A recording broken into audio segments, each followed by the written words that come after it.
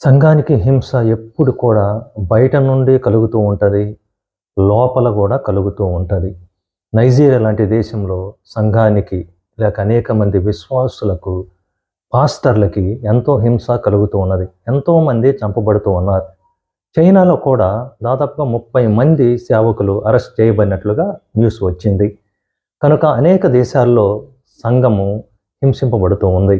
కనుక ఈ సత్యాలను తెలుసుకొని విశ్వాసులు దేవుని యొక్క సేవకులతో కలిసి ప్రార్థన చేయాలి. ఎందుకంటే ఇంటర్నల్గా సంఘాలలోనికి సాతానుడు ప్రవేశించు గలిబిలిని సృష్టిస్తూ ఉంటాడు. కనుక ఒకవైపు సంఘానికి బయట నుండి హింస లేక శోధన అనేటువంటిది ఎదురవుతూ ఉంటే దానిని జయించడానికి బదులుగా సంఘం లోపలే సమస్యలు ఆ సాతానుడు సృష్టించడానికి ప్రయత్నం చేస్తూ ఉంటాడు. కనుక ప్రార్థన అనేది ఎంతైనా అవసరం.